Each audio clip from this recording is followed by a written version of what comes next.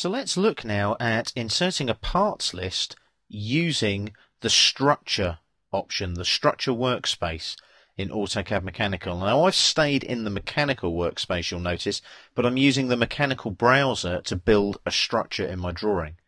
So I've set bracket 1 and I've got a top view there. So let's add some new views. So I'll go to bracket, right click. I want a new component view.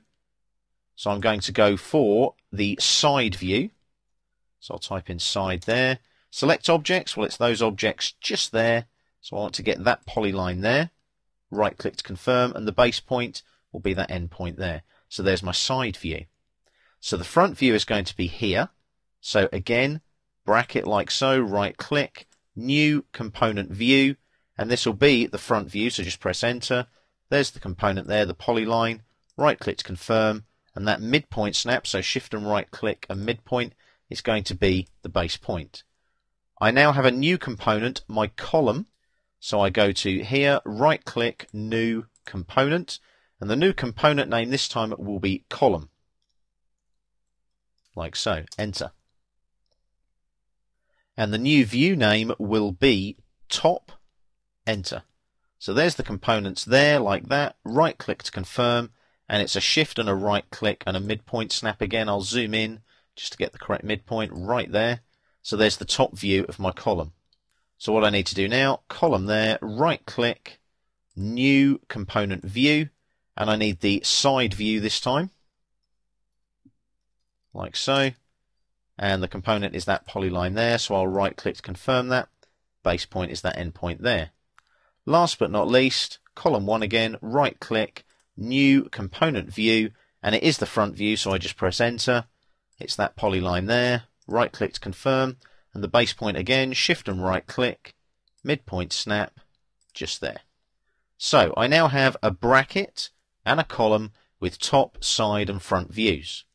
So everything is in place. Now, if I just right click here over the drawing name, I can create a bill of materials from that straight away. So there's my conveyor bracket and there's my column right there. So it's created those straight away. So I've now got a bill of materials, so I can give that some properties here. So it's the conveyor bracket assembly, it's ISO and it's steel. Now it's remembered that from the last drawing that I used where I did a save as. That's good, I need that anyway, so I'll OK that.